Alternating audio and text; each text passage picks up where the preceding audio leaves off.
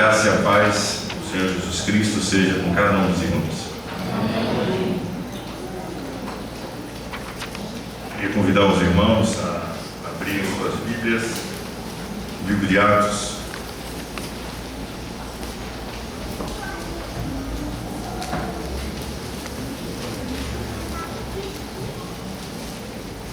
Livro de Atos, capítulo de número 4.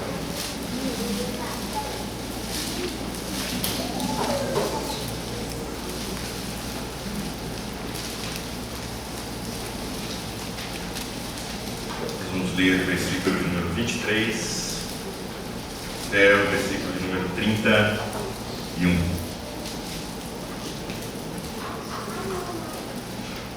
Atos dos Apóstolos, capítulo de número 4, versículo 23 ao versículo de número 31.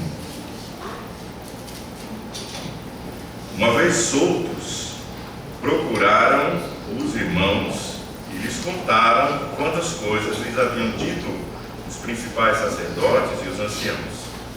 Ouvindo isto, unânimes levantaram a voz a Deus e disseram: Tu, soberano Senhor, que fizeste o céu, a terra, o mar e tudo o que neles há, que disseste por intermédio do Espírito Santo por boca de Davi, nosso pai, teu servo, porque se enfurecem os gentios e os povos imaginaram coisas vãs? Levantaram-se os reis da terra e as autoridades ajuntaram-se a uma contra o Senhor e contra o seu ungido, porque verdadeiramente se ajuntaram nessa cidade contra o teu santo servo Jesus, o qual ungiste Herodes e Pôncio Pilatos com gentios e gente de Israel, para fazerem tudo o que a tua mão e o teu propósito predeterminaram. Agora, Senhor, olha para as suas ameaças e concede aos teus servos que anunciem com toda a intrepidez a tua palavra, enquanto estendes a mão para fazer curas, sinais e prodígios por intermédio do nome do teu santo servo, Jesus. Tendo eles orado, tremeu o lugar onde estavam reunidos, todos ficaram cheios do Espírito Santo e com intrepidez anunciavam a palavra de Deus. Amém. Amém. Vamos orar. Eterno Deus e Pai de nosso Senhor e Salvador Jesus Cristo, Tu, soberano Senhor, que fizeste o céu, a terra, o mar e tudo que neles há, louvado seja o teu santo e bendito nome, porque só o Senhor é Deus. Louvado seja o teu santo e bendito nome, porque mesmo o Senhor sendo tão grande, tão soberano, tão absoluto, tão suficiente em si mesmo, eterno, imutável, ainda assim, o Senhor se volta para criaturas pequenas como nós, falíveis, criaturas efêmeras, pecadoras, que ofendem o Senhor constantemente com suas ações, com suas palavras, com seus pensamentos, com seus sentimentos. Mas ainda assim, o Senhor nos amou de tal maneira que enviou a segunda pessoa da Trindade, teu Filho, Jesus Cristo, para morrer naquela cruz maldita, para encravar lá o escrito de dívidas que constava contra nós. E o Senhor nos amou tanto que não nos deixou à mercê de nós mesmos, mas o Senhor nos deu a tua palavra, para que agora, em Cristo, resgatados, lavados e regenerados, andássemos agora de maneira consciente, de maneira sábia, entendendo quem é o Deus a quem nós servimos. E a nossa oração é para que nós possamos compreender a partir desse texto quem é o Deus a quem nós servimos, e que nós possamos realmente, entendendo quem é o Senhor, servir de fato e de verdade, como testemunhas vivas de quem é o Deus a quem nós servimos. O Senhor tenha misericórdia de nós. Em nome de Jesus. Amém. Amém. Quando o Senhor Jesus estava em vida, quando o Senhor Jesus veio na sua primeira vinda a esse mundo, ele advertiu os seus discípulos várias vezes acerca das oposições, acerca das perseguições, acerca daquilo que eles iriam enfrentar caso eles o servissem, caso eles o amassem, caso eles o seguissem. O Senhor Jesus chegou a dizer para eles que em muitas ocasiões eles iriam matá-los nas suas sinagogas, matá-los nos templos onde se cultuava a Deus, e iriam dizer com isso que estavam cultuando a Deus. Eles vão matar vocês. Eles vão matar vocês lá nas sinagogas. Mas eles vão dizer para vocês que isso é o verdadeiro culto a Deus. Isso eles farão porque vocês creem no meu nome. E os seus apóstolos e os seus discípulos, a mensagem não foi outra. Nós lemos na liturgia como o apóstolo Paulo se dirige até Timóteo e diz: aqueles que quiserem viver piedosamente em Cristo serão perseguidos. E durante o primeiro século da igreja foi isso que aconteceu, irmãos. As pessoas eram untadas com piche, eram colocadas em postes, espetadas em postes, e eram acesas durante a noite para iluminar as cidades. Os cristãos divertiam o auditório nas arenas, servindo de alimento para leões. É claro que essas perseguições cessaram com o tempo. A história mostra isso. Mas elas cessaram de ser como elas eram. Mas de outras maneiras elas continuam a ser. É óbvio que hoje em dia a maioria de nós não vai ser lançada na prisão, como Pedro e João aqui foram. A maioria de nós não vai ser untada com piche e colocada no poste. A maioria de nós não vai ser lançados aí a leões. Mas, irmãos, de um modo ou de outro, de uma maneira ou de outra, você e eu, nós sabemos muito bem que enquanto nessa vida, nessas condições nas quais nós vivemos hoje, na atual conjuntura político-social e econômica na qual nós vivemos hoje, de uma maneira ou de outra, nós seremos perseguidos. Seremos perseguidos pelas convicções. Seremos perseguidos pelos posicionamentos. Seremos perseguidos se de fato e de verdade honrarmos o nome de Cristo. Seremos perseguidos se de fato e de verdade obedecermos a Cristo. Nós não seremos perseguidos, irmãos, se não honrarmos o Senhor, ainda que dentro da igreja. Não haverá perseguição, não haverá problema nenhum para nós, se nós não obedecermos ao Senhor nos seus mandamentos. Não haverá problema nenhum.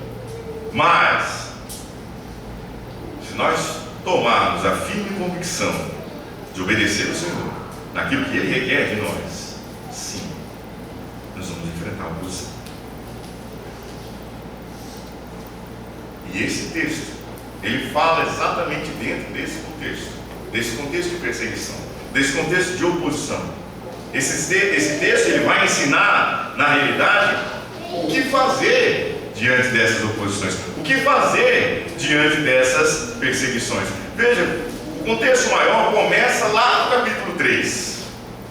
Lá no capítulo 3, quando Pedro e João estão de caminho até o templo, estão de caminho até o templo para seguir as suas tradições, para orar, para cultuar a Deus, para prestar sacrifício ao Senhor. E quando eles chegam lá, na porta do templo, um homem que há 40 anos era levado para aquela porta, porque não podia trabalhar, não tinha como se sustentar, e seus amigos, algumas pessoas, o deixavam lá na porta. para que lá ele pudesse pedir esmolas. Esse homem pede a Pedro e João uma esmola. Pedro disse para ele: eu não tenho prata, eu não tenho ouro, mas o que eu tenho eu te dou.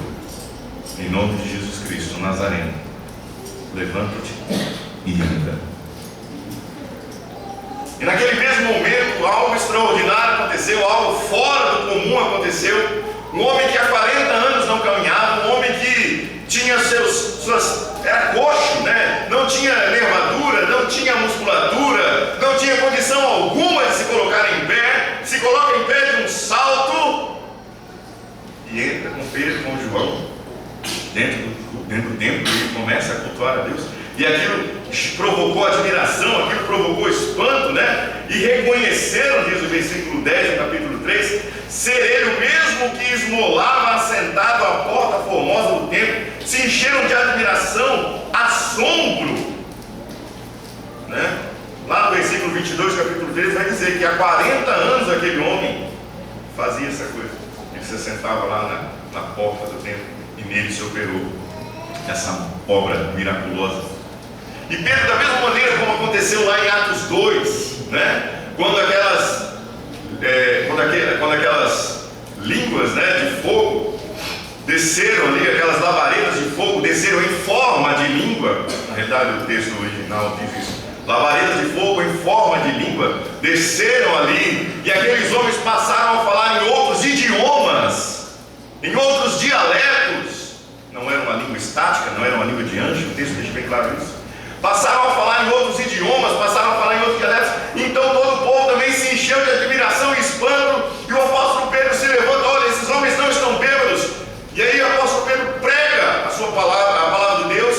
E então naquele momento ali há conversão por causa da pregação. Na mesma maneira, Pedro, após essa admiração e esse assombro, ele se levanta aqui e ele prega Cristo, uma pregação onde é apresentada a Cristo, uma pregação onde é apresentada a ação do próprio Deus, uma pregação onde os pecadores são confrontados. Olha, vocês crucificaram o Jesus, o Nazareno, que fez a obra desse homem aqui. Na realidade, todo esse contexto está em volta do nome do Senhor Jesus. Vocês vão perceber que eles fazem essa obra em nome de Jesus. Pedro mesmo vai dizer isso.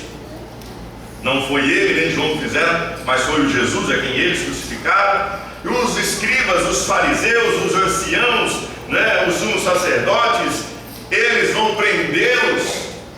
Prendeu Pedro e João exatamente por causa dessa boa obra que eles tanto defendiam. Eles são presos por causa da boa obra. E eles, Pedro, especificamente no seu discurso, ele logicamente faz um discurso com esses homens e aponta isso para eles. Veja que eles perguntam: com que poder ou em nome de quem fizeste isso? Lá no versículo 7. Então Pedro, cheio do Espírito Santo, lhes disse: autoridades e povos anciãos, visto que hoje nós somos interrogados a propósito do benefício. Ou seja, a pergunta deles, Lucas deixa bem claro, né? Com que poder e em nome de quem vocês fizeram isto? Então, olha, isto ao qual vocês se referem é um benefício que nós fizemos. Aquilo que vocês tanto defendem, boas obras, poderia ser bem traduzido isso. Nós fizemos boas obras para com esses homens. Então nós somos presos, nós somos aqui interrogados, nós passamos a noite na prisão, porque nós fizemos uma boa obra. É isso que vocês estão fazendo. É tanto que depois eles vão dizer, eles ficam espantados, né, com a eloquência, com a lógica, com a argumentação do apóstolo Pedro. Como é que um pescador tem uma lógica dessa? Como é que um pescador tem uma eloquência dessa? E você vai perceber que tudo gira em nome, né? Eles perguntam em nome de quem? Pedro diz que é em nome de Jesus, o Nazareno, é a quem eles crucificaram, é no nome dele. E aí depois lá no verso 12 de novo ele fala que não existe outro nome pelo qual importa que os homens sejam salvos. Tudo gira em torno do nome do Senhor Jesus Cristo. Porque na realidade o que Lucas quer mostrar é que o livro conhecido por nós como Atos dos Apóstolos não são simplesmente atos dos apóstolos, mas são atos do Cristo ressurreto que está à destra de Deus por meio dos seus apóstolos através do seu Espírito Santo. Então o que nós temos aqui não é uma cura de Pedro, não é uma cura de João, mas é uma cura que o próprio Jesus realizou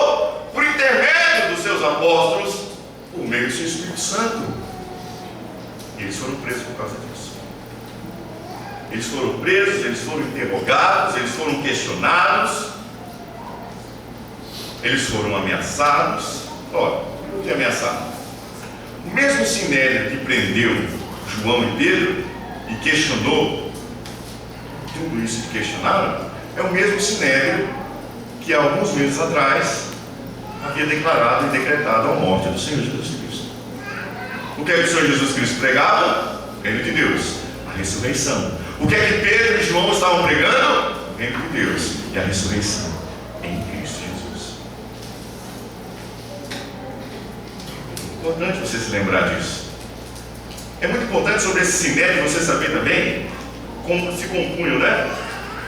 Anciãos, escribas, né? Sumo sacerdote, Anás, Caifás, João, Alexandre, e todos que eram da linhagem do sumo sacerdote, né? Os anciãos a quem se refere aqui eram os saduceus. Os escribas a quem se refere aqui eram os fariseus. Os saduceus eram os liberais da época. Os saduceus eram as pessoas que não acreditavam em realidades espirituais, eram pessoas que não acreditavam na ressurreição dos mortos, eram pessoas que não acreditavam na ação do Espírito Santo, enquanto que os fariseus eram as pessoas que exatamente defendiam a ressurreição dos mortos, defendiam as realidades espirituais. Só que quando eles se reuniram para prender Pedro e João, pessoas que pensam tão diferentes se juntaram num único objetivo. Vocês estão falando isso em nome de quem? Em nome de quem vocês estão pregando a ressurreição? Em nome de quem vocês estão fazendo isso? Com o poder de quem? Aí Pedro diz: com o poder e em nome de Jesus que vocês crucificaram. É interessante. Pessoas tão diferentes, de pensamentos tão diferentes, se uniram para matar o autor da vida. Isso acontece ainda nos dias de hoje. Mas eles foram soltos. E quando eles foram soltos, diz, né, versículo 23: uma vez soltos, procuraram os irmãos e lhes contaram quantas coisas lhe haviam dito os principais sacerdotes e os anciãos. Olha, irmãos, passaram a noite na cadeia, foram interrogados no dia seguinte, foram ameaçados, diz o texto. Mas Pedro e João lhes responderam: julgai se é justo diante de vós ouvir-vos antes a vós outros do que a Deus, pois nós não podemos deixar de falar das coisas que vimos e ouvimos. Depois, ameaçando-os mais ainda, os soltaram. Depois de serem ameaçados. Ora, eu entendo claramente que se eu e você estivéssemos se eu fosse Pedro e João, se eu estivesse lá com família, com filhos, se eu ouvisse as pessoas dizerem: olha, vocês não estão se lembrando? O Jesus que vocês estão pregando foi o Jesus que nós ordenamos que fosse morto. E se vocês continuarem falando nessa mesma coisa que ele falava, vocês também vão ser mortos. É óbvio que qualquer ser humano normal, numa situação como essa, fugiria para sua família, sairia da cidade, arrebanhava os seus. Ora, irmãos, se nós, quando estamos nas congregações, passamos por ameaças, nós queremos sair, imagina uma situação como essa. Mas sabe qual é o ensinamento para nós quando nós somos perseguidos? Sabe o que eles fizeram? Eles não fugiram para suas casas, eles não procuraram a cidade dos seus familiares, eles não fugiram da cidade. Uma vez soltos, procuraram os irmãos. Uma vez soltos, eles procuraram a igreja. Uma vez soltos, irmãos, eles procuraram aqueles que professavam a mesma fé que eles professavam. Eles procuraram a comunhão dos santos. Eles procuraram um local onde eles poderiam se revigorar, eles poderiam se fortalecer, e eles tomaram essa decisão, e eles foram até a igreja. E o primeiro ensinamento para nós aqui é esse, irmãos, que nos momentos de provações, nos momentos de tribulação, as oposições, nos momentos de perseguição por amor a Cristo, nós faríamos muito bem se nós procurássemos refúgio naqueles que professam a mesma fé em Cristo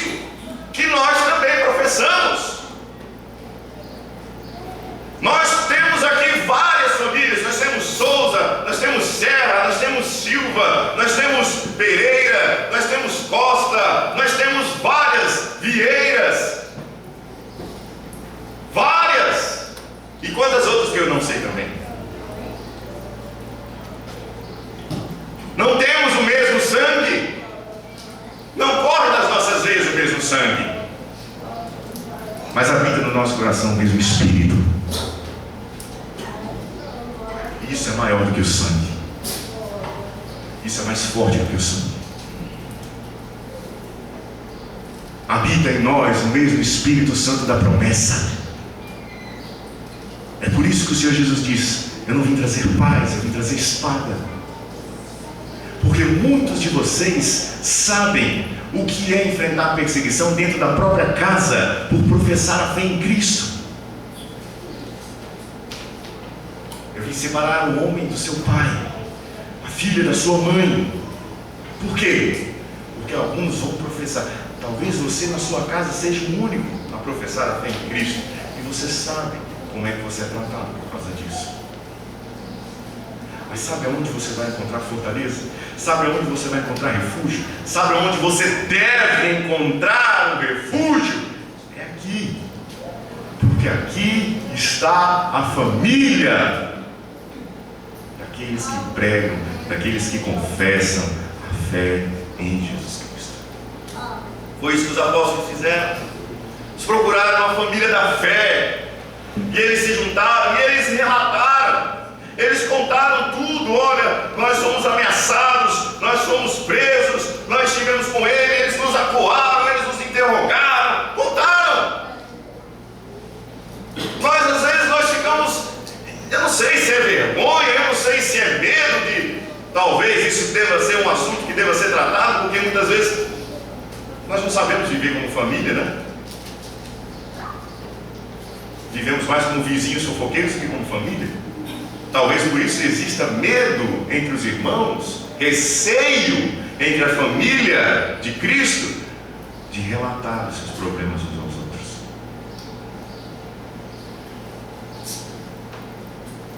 Ora, se você não vai contar o seu problema para um irmão em Cristo, você vai contar para quem? Para um colega de trabalho que não é crente? Se você não pode contar o seu problema para um irmão em Cristo, você vai contar para quem? Você não precisa do padre. Nós somos sacerdotes, todos nós. Sacerdócio universal, foi isso que Cristo instituiu para a igreja. Todos nós servimos uns para os outros como apoio. E nós podemos e devemos sim relatar os nossos problemas uns para os outros. Se isso não acontece, alguma coisa está errada. Se isso não acontece, alguma coisa precisa ser consertada. Eles contaram. Mas não foi só isso que eles fizeram. Eles procuraram a igreja, eles contaram tudo o que fizeram, tudo o que aconteceu. E depois eles oraram. E é nessa oração que eu queria passar a maior parte do tempo com vocês. É nessa oração que eu queria que nós atentássemos agora. A igreja perseguida, a igreja oprimida, a igreja estava enfrentando oposição. A primeira coisa que aqueles irmãos fazem é procurar a comunhão dos santos, para que juntos eles entrassem na presença de Deus e de maneira unânime levantassem a sua voz ao Senhor Deus, Criador dos céus e da terra. Vamos orar como é que eles oraram? Ouvindo isso, verso 24, unânimes, levantaram a voz a Deus e disseram: Tu, soberano Senhor, que fizeste o céu, a terra, o mar e tudo que neles há, que disseste por intermédio do Espírito Santo, por boca de Davi, nosso pai, teu servo, porque se enfureceram os gentios e os povos imaginaram coisas vãs. Levantaram-se os reis da terra e as autoridades ajuntaram-se a uma contra o Senhor e contra o seu ungido, porque verdadeiramente se ajuntaram nessa cidade contra o teu santo servo Jesus, o qual ungiste Herodes e Pôncio Pilatos com gentios e gente de Israel, para fazerem tudo que a tua mão e o teu propósito predeterminaram. Agora, pois, Senhor, ora para as suas ameaças e concede aos teus servos que anunciem com toda a intrepidez a tua palavra, enquanto estendes a mão para fazer curas, sinais e prodígios, por intermédio do nome do teu santo servo Jesus. Nessa oração em que a igreja se reúne num momento de tribulação, em que a igreja se reúne num momento de perseguição, de sofrimento, de oposição, eles oram Como é difícil ver a igreja reunida para orar. Se você vem nas reuniões de quarta-feira, você sabe que isso é verdade. A igreja se reuniu para orar, mas o que é que marca essa oração da igreja? O que é que marca essa oração? O que marca, irmãos, essa oração é um profundo conhecimento acerca de quem é o Deus a quem ele serve. E isso fica logo evidente no verso 24. Porque quando você olha o verso 24, você lê: ouvindo isso, anjos levantaram a voz e disseram a Deus, tu soberano Senhor. Veja que a palavra que é traduzida para nós aqui como soberano Senhor, não é simplesmente a palavra do grego que é traduzida por Senhor, o Kyrios, né? Não é só simplesmente essa palavra. Mas quando ele fala tu soberano Senhor, eles usam uma palavra que pouquíssimas vezes aparece no Novo Testamento com referência ao Senhor. E isso enfatiza exatamente esse domínio pleno e absoluto que Deus tem sobre o universo criado. Eles usam a palavra que nós conhecemos como déspota. É óbvio que o termo, nos nossos dias, ele se tornou um termo corrompido. Ele caiu num uso corrompido. Nós entendemos que quem é o déspota? Por exemplo, reis que tinham um domínio absoluto do seu reinado, tinham um poder absoluto e mandavam e desmandavam sem cuidado com o seu povo, sem cuidado com os seus servos, né? Eles faziam aquilo que bem entendiam, quando queriam, do jeito que queriam, sem se preocupar com o seu povo. Esse sim é um uso muito ruim do poder. Os déspotas, os reis têm toda a autoridade, reino absoluto, e acabam realizando coisas más exatamente porque têm esse poder, né? Mas essa palavra, ela é muito bem aplicada a Deus, porque Deus é o Criador dos céus e da terra.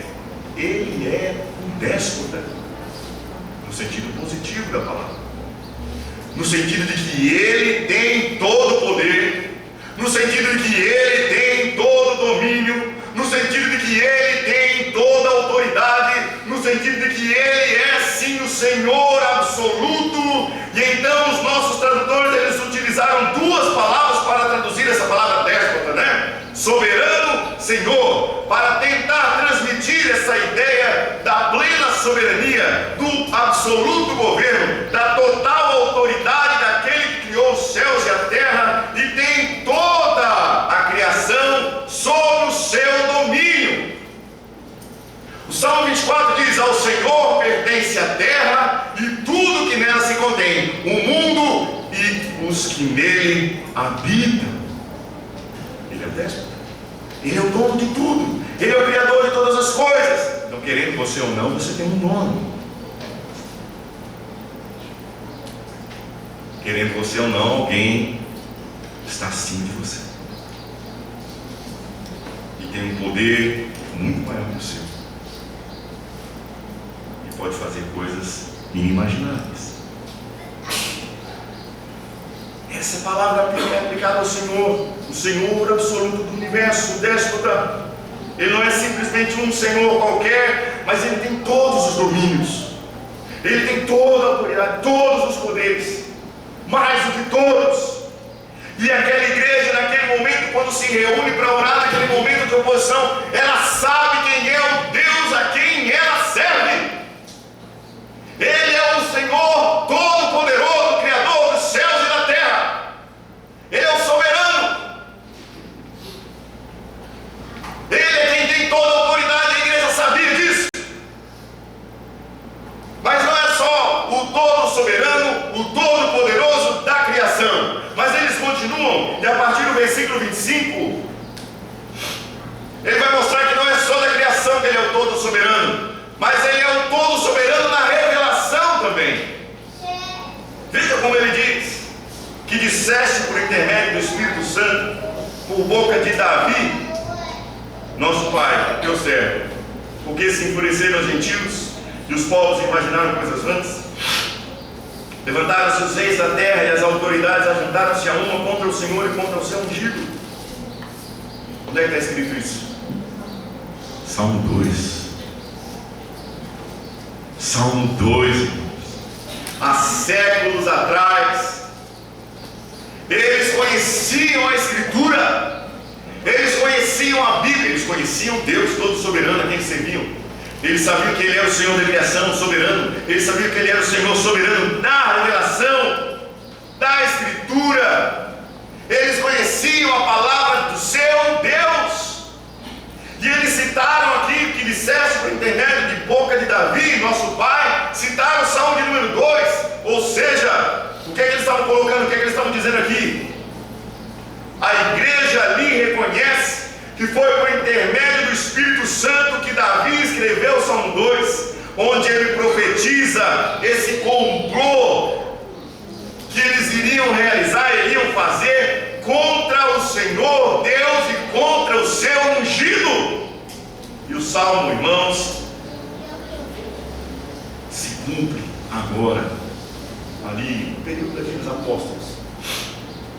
Há séculos atrás, Deus na sua soberania já havia profetizado através do seu Espírito Santo por boca de Davi, o seu servo, já havia revelado soberanamente, já havia advertido sobre o que haveria de acontecer. Chegaria um dia em que os reis como Herodes, os governadores romanos como Pilatos, gentios, povos de Israel, uma referência às tribos de Israel, se reuniriam e se ajuntariam e na calada da noite maquinariam mal e urdiriam uma trama contra o Senhor Deus e contra o seu ungido Jesus Cristo. Não foi isso que aconteceu? Ele é o soberano Senhor da criação. Ele é o soberano Senhor da revelação. E aquela igreja, quando se reuniu para orar naquele momento de oposição, porque temiam a Cristo e amavam a Cristo, eles sabiam disso, eles entendiam isso. Mas não só Senhor soberano da criação, não só Senhor soberano da revelação, mas Ele também é o Senhor soberano da história. Olha o verso 27 até o verso 28. Que verdadeiramente se ajuntaram nessa cidade contra o teu santo servo Jesus, ao qual ungiste Herodes e Pôncio Pilatos com gentios e gente de Israel, para fazerem tudo que a tua mão e o teu propósito pré-determinaram. Agora, Senhor, olha para as suas ameaças e concede aos teus servos que anunciem com toda intrepidez a tua palavra. Veja bem o versículo de número 28. Para fazerem tudo que a tua mão e o teu propósito pré-determinaram. Quando eles se reuniram, quando eles aliaram, fizeram aquela, maquinaram o mal contra o Senhor, quando eles se levantaram contra o Senhor e contra o seu ungido, eles não estavam ali por acaso, eles não estavam ali apenas tramando a morte do Senhor Jesus Cristo por pregar algo que eles não estavam gostando, por assumir uma liderança que eles queriam que fosse dele, por assumir ali o Senhor Jesus Cristo ser o Messias. Na cabeça deles, como é que isso funcionava? Como é que o Messias vai ser filho de um carpinteiro? Como é que o Messias é filho de Nazaré? Caso de Nazaré pode ter alguma coisa boa. Como é que isso vai acontecer? Né? O Messias vai ser o nosso rei. Ele vai tirar o poder do Império Romano e vai nos dar de novo. Nós vamos reinar de novo no trono de Davi. É isso que eles queriam. Liderança política. E o Senhor Jesus Cristo vem mostrando o reino dos céus, o reino de Deus não é assim. E eles não entenderam.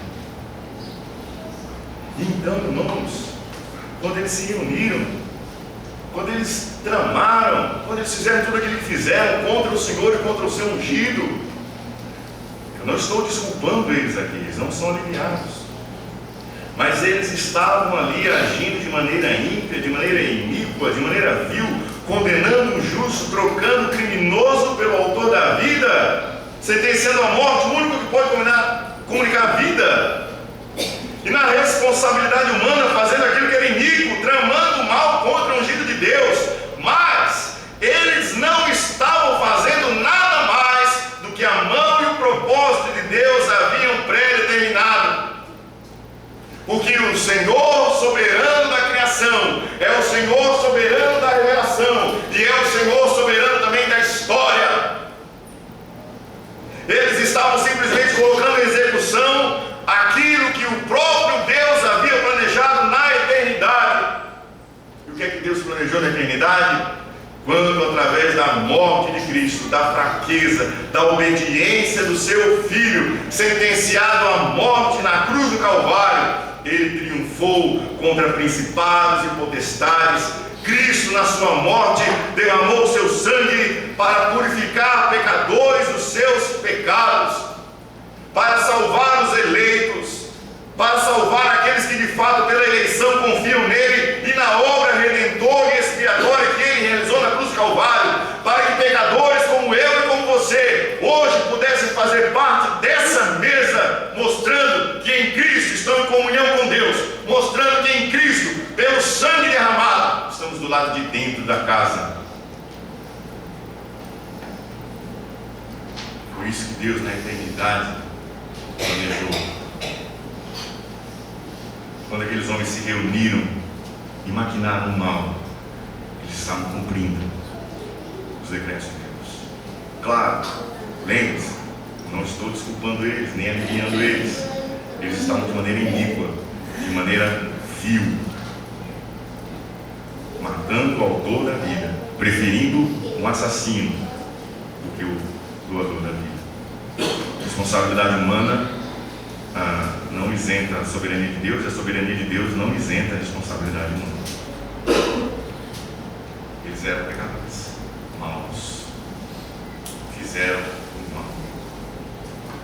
Não apenas o Senhor da criação, não apenas o Senhor absoluto da revelação, não apenas o Senhor da história, Ele é o Senhor todo-poderoso. Isso eles reconheceram na oração. Ou seja, de certa forma, nessa oração eles adoraram a Deus. Eles adoraram como igreja. Eles exaltaram o Senhor na oração deles, porque eles conheciam o Deus a quem eles serviam, porque eles conheciam a palavra do seu Deus. Aí por fim, lá no fim, eles pedem, né? Lá no finzinho eles pedem. O que é que eles pedem? Verso 29. Agora, Senhor, olha para as suas ameaças e concede aos seus servos que anunciem com toda intrepidez a tua palavra, enquanto estendes a mão para fazer curas, sinais e prodígios, por intermédio do nome do teu santo servo Jesus. Eles pedem que Deus atentasse para aquelas ameaças das autoridades religiosas, né, que eles estavam sofrendo. Eles pedem que Deus concedesse a eles ousadia e intrepidez para continuar a desempenhar o ofício de testemunhas, né, fiéis pregadores do Evangelho, e que Deus confirme a presença dele entre eles de maneira extraordinária, com prodígios, sinais e milagres. Como é que Deus responde à oração? Verso 31. Tendo eles orado, tremeu o lugar onde estavam reunidos, todos ficaram cheios do Espírito Santo e com intrepidez anunciaram a palavra de Deus. A partir daqui, irmãos, eu queria fazer algumas aplicações com os irmãos. Em primeiro lugar, nós precisamos observar muito bem, precisamos saber, de fato e de verdade, quem é o Deus a quem você serve.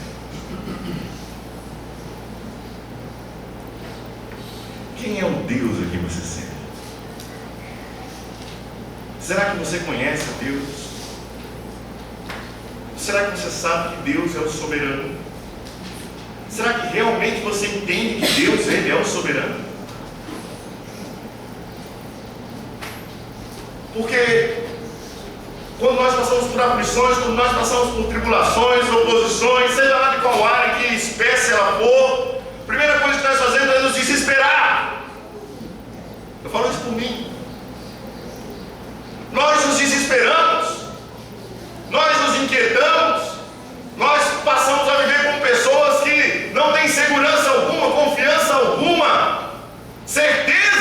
nenhuma. Nós nos esquecemos de quem é o Deus a quem nós servimos.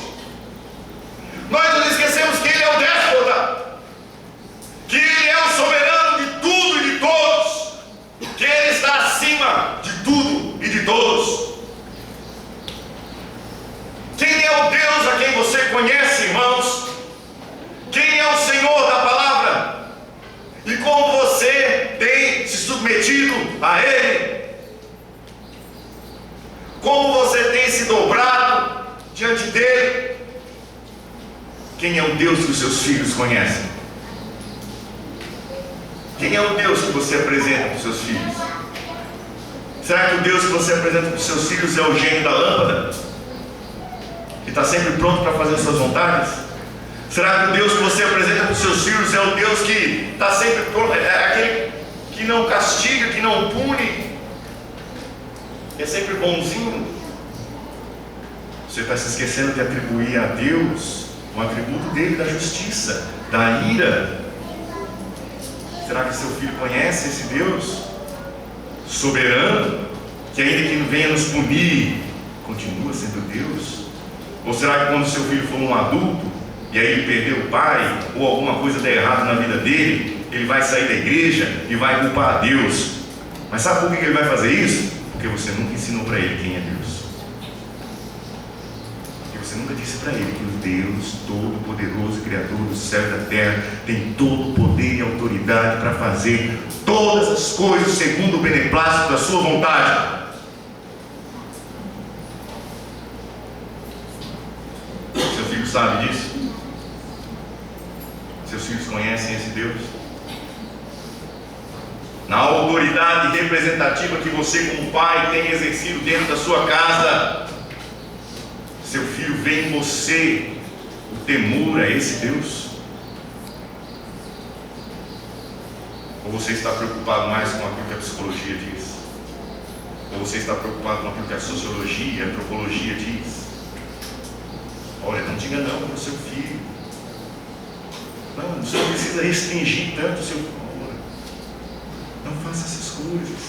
Isso, continue a fazer aquilo que o mundo diz, que você está demonstrando que você também não conhece o soberano Senhor dos céus e da terra.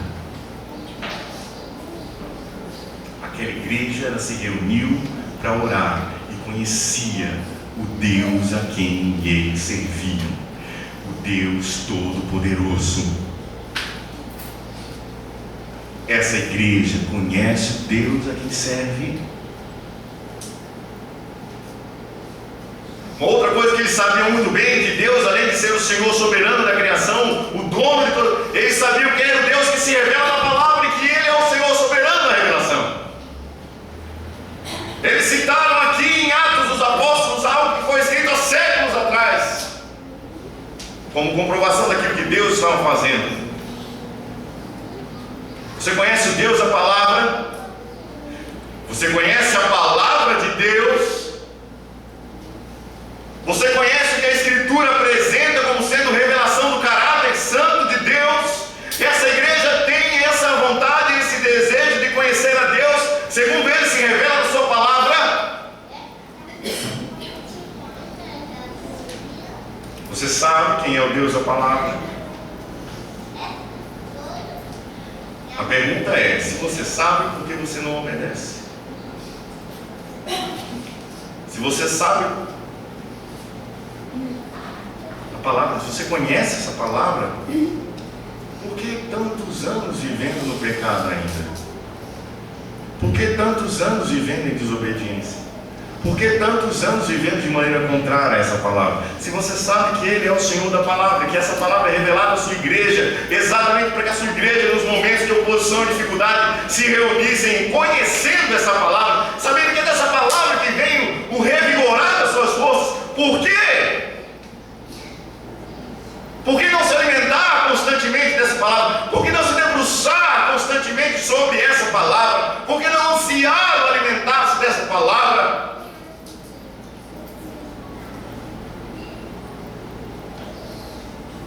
Por que não ensinar seus filhos essa palavra? Quantas vezes nós não somos omissos e negligentes, porque não cumprimos o que prometemos aqui?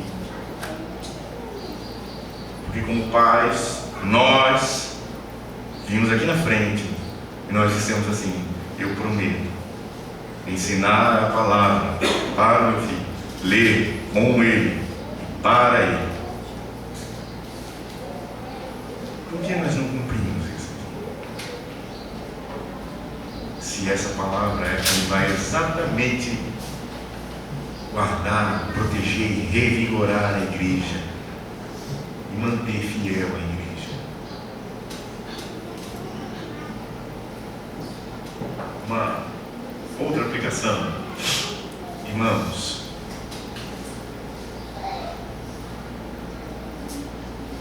por que nós não nos reunimos como igreja para orar? Por que nós não nos reunimos como igreja? Por que nós não procuramos uns aos outros, irmãos, para orar? Por que nós não entendemos isso aqui? Olha quem que eles procuraram. Quem eles procuraram naquele momento de aflição, naquele momento de oposição? Quem foi que eles procuraram? Eles procuraram a igreja. Qual é a dificuldade que nós temos em procurar uns aos outros como igreja, para nós orarmos juntos, para nós contarmos os nossos problemas uns aos outros? Por que essa impossibilidade?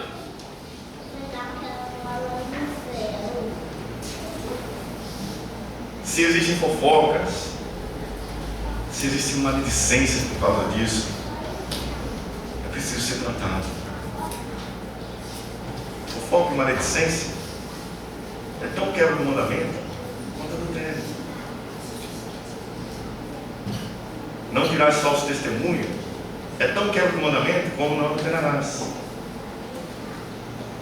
Mas é uma corrente. Se você não conhece Deus como soberano, você não vai conhecer o Deus da sua palavra. Se você não conhece essa palavra de Deus, você vai viver em desacordo com ela. E por último, irmãos,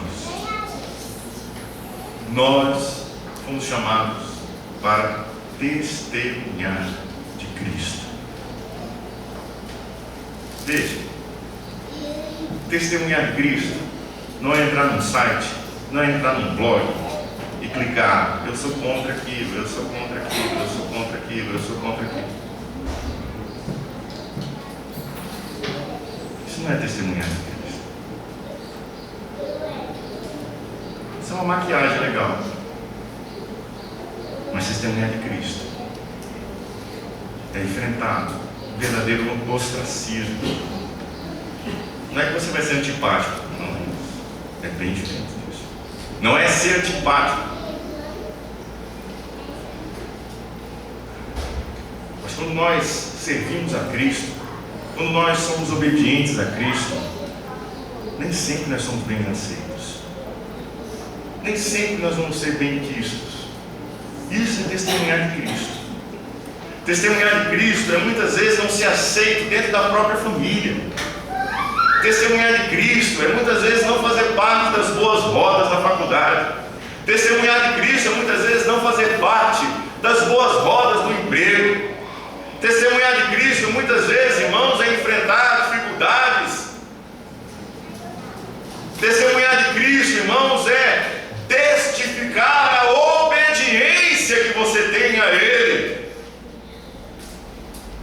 Não é simplesmente de maneira secreta entrar num blog, entrar num site e clicar que não aceita, que não gosta, que não curte. O Senhor Jesus Cristo disse: olha, o que eu estou falando para vocês ao ouvido, vocês vão gritar. Nem todos foram chamados para serem pregadores, nem todos foram chamados para exercer o querigma, o queriço, pregar autoritativamente a palavra, ensinar autoritativamente a palavra. Nem todos foram chamados para isso, mas todos foram chamados para serem testemunhas. O que estava acontecendo aqui com Pedro e com João é exatamente o cumprimento de Atos 1:8. Vós sois minhas testemunhas.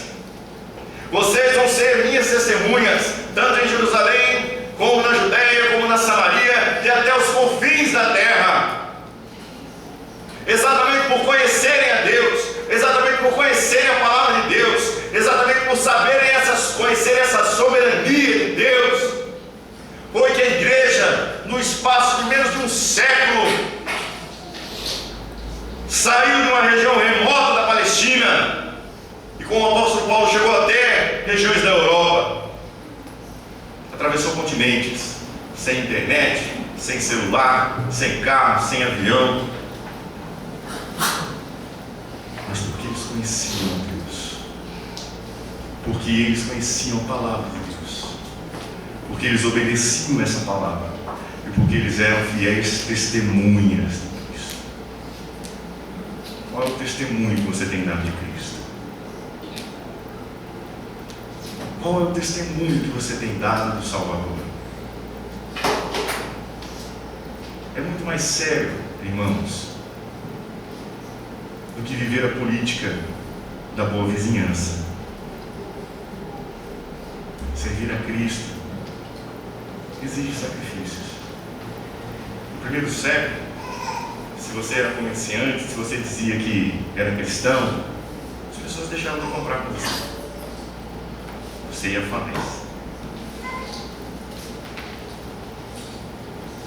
Às vezes, no mundo de hoje, você não quer perder um amigo, você não quer perder um colega de trabalho, você não quer que as pessoas te rejeitem, porque afinal ser rejeitado é ruim. Mas vocês esquecem que para que vocês fossem aceitos, o Filho de Deus foi rejeitado. Como é o seu testemunho cristão? Que tipo de crente é você? Você conhece a Deus? Você conhece a palavra de Deus? Que testemunho você tem dado do seu Deus? Que Cristo tenha misericórdia de nós.